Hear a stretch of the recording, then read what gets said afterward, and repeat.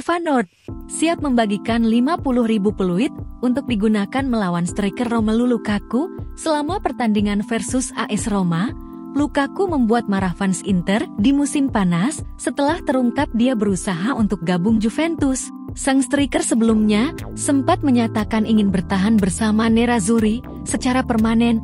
Striker tersebut akhirnya dikontrak oleh AS Roma dan dijadwalkan kembali ke San Siro untuk bertemu mantan klubnya pada akhir bulan ini.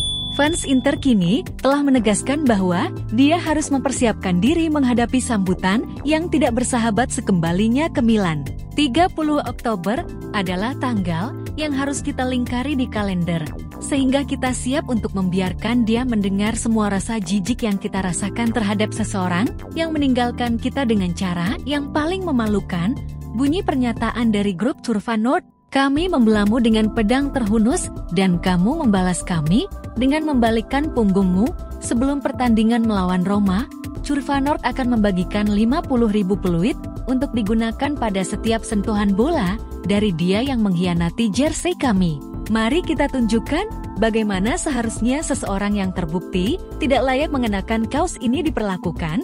Pernyataan dari grup Feyenoord. Lukaku direkrut oleh Giallorossi pada hari-hari terakhir bursa transfer musim panas dan memiliki awal yang menjanjikan untuk tugasnya di ibu kota Italia. Pemain Belgia itu membuka skor dalam kemenangan 1-0 Roma atas Frosinone pada akhir pekan kemarin. Gol tersebut merupakan gol keempatnya dalam 6 penampilan untuk klub.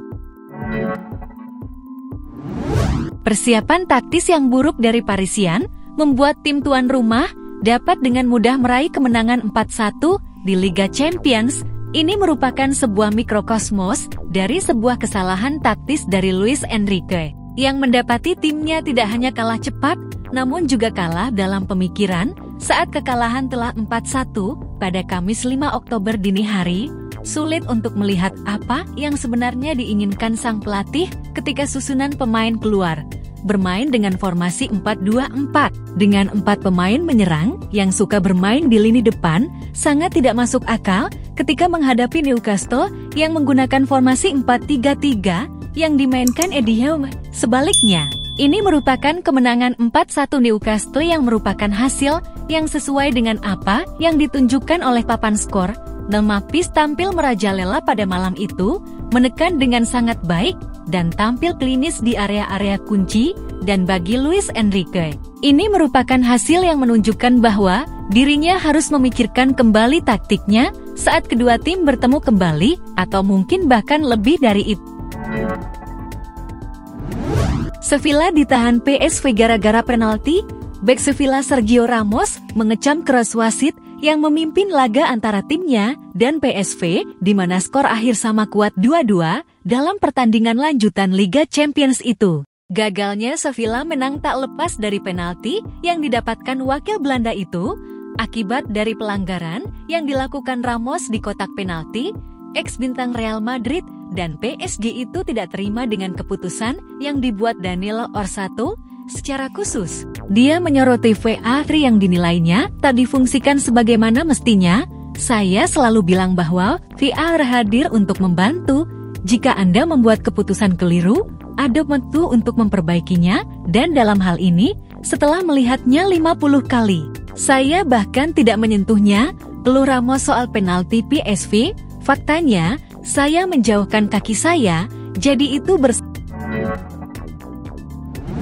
Newcastle United langsung cetak 2 sejarah besar. Newcastle United tampil rengginas saat menaklukkan PSG dengan skor telak 4-1.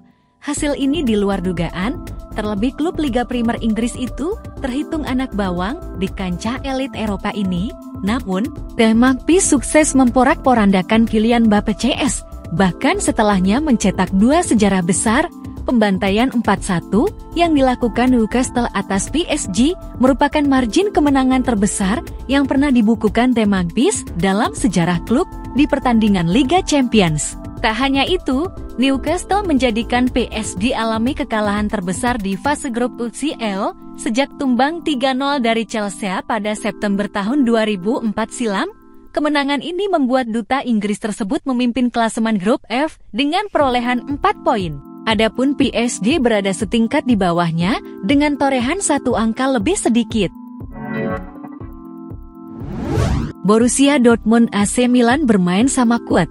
Duel Borussia Dortmund dan AC Milan berakhir sama kuat 0-0 di matchday kedua babak grup Liga Champions, Kamis 5 Oktober dini hari tadi, di pertandingan yang digelar di Signal Iduna Park semalam. Baik Dortmund dan Milan tak mampu memaksimalkan peluang yang ada hingga harus berbagi angka.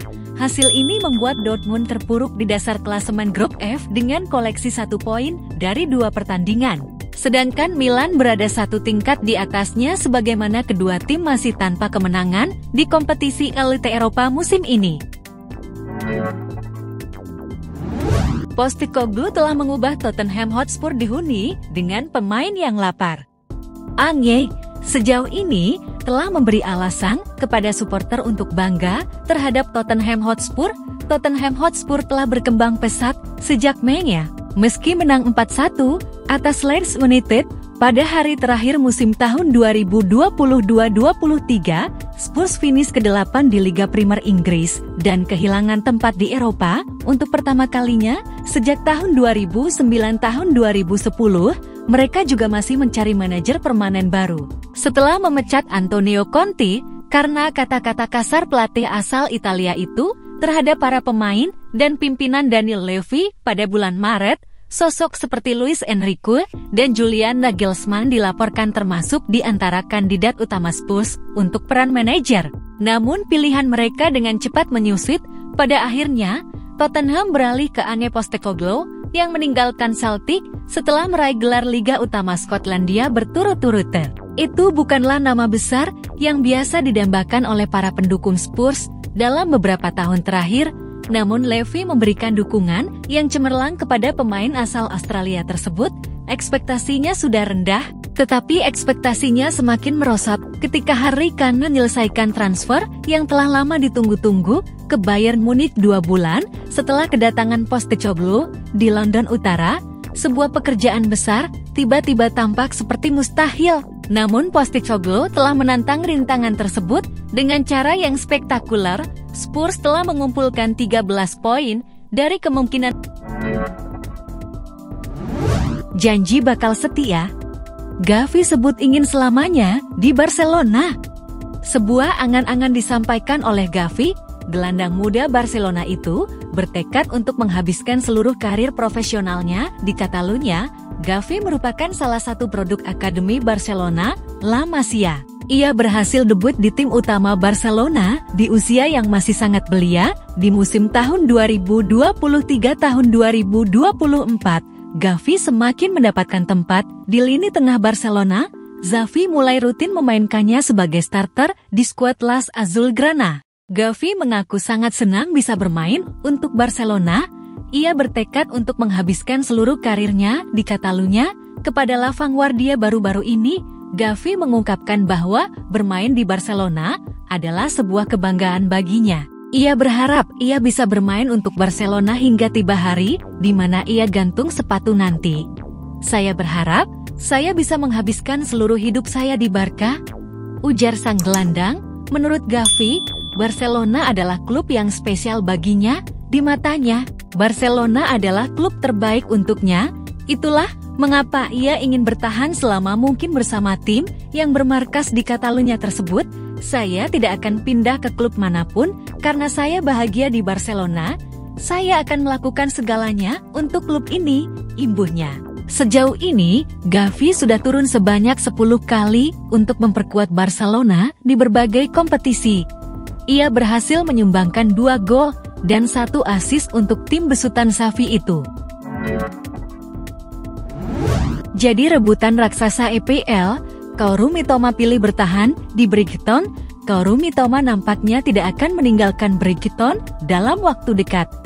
Winger timnas Jepang itu dilaporkan akan memperbaharui kontraknya di ANX Stadium dalam waktu dekat ini. Nama Mitoma lagi melejit di kancah sepak bola Inggris.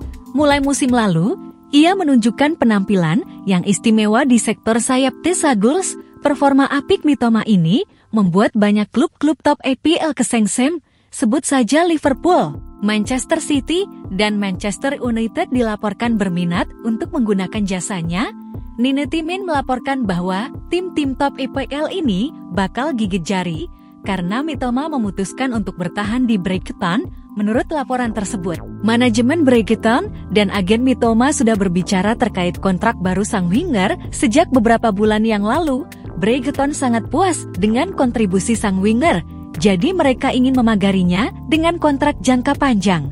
Sejauh ini, proses pembicaraan kontrak baru Mitoma berjalan positif. Sang winger dikabarkan antusias untuk melanjutkan karirnya bersama Thesagulus.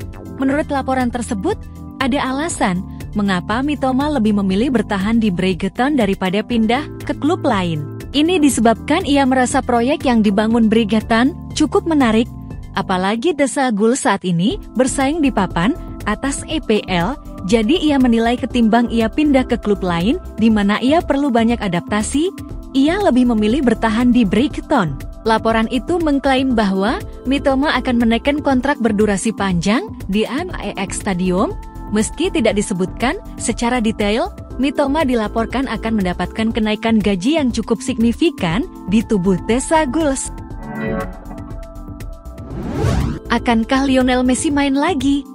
Lionel Messi telah absen dalam 4 pertandingan berturut-turut untuk Inter Miami, tapi mungkin akan kembali bermain sebelum musim tahun 2023 berakhir. Pemenang Ballon d'Or 7 kali itu harus absen untuk tim yang berbasis di Florida pada saat yang paling buruk, dengan penurunan hasil yang membuat impian mereka lolos ke playoff MLS memudar.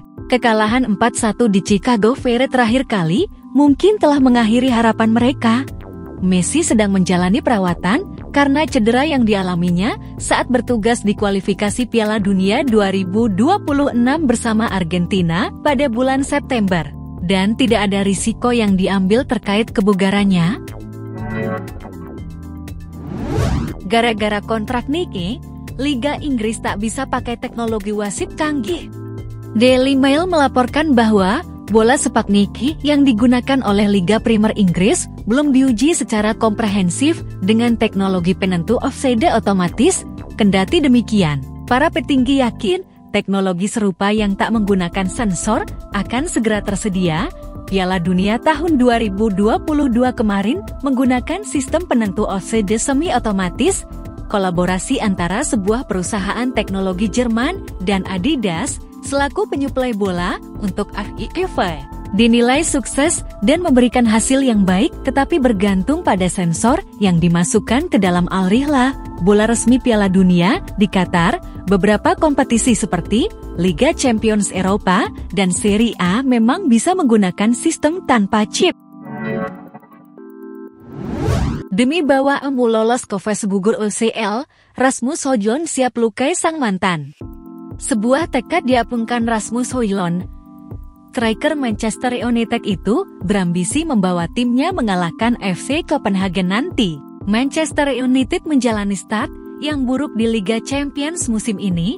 Setan Merah menelan 2 kekalahan beruntun melawan Bayern Munchen dan Galatasaray. Di pertandingan ketiga nanti, MU akan berhadapan dengan wakil Denmark. Mereka akan menjamu FC Copenhagen di Old Trafford pada akhir bulan nanti. Højlund menegaskan bahwa ia akan memberikan segalanya agar MU bisa memenangkan laga ini. Meski itu berarti ia harus melukai mantan klubnya. Kepada EMU TV, Rasmus Højlund optimistis bahwa timnya masih punya kans untuk lolos ke fase gugur Liga Champions musim ini. Itulah mengapa ia menuntut timnya agar tidak kehilangan poin lagi di pertandingan-pertandingan berikutnya. Ini adalah periode yang sulit bagi kami, namun kami harus tetap bersatu. Kami perlu mendapatkan poin dengan segera jika kami ingin lolos dari fase grup Liga Champions, ujar Højlund. FC Copenhagen sendiri merupakan klub yang membesarkan Højlund saat ia masih muda.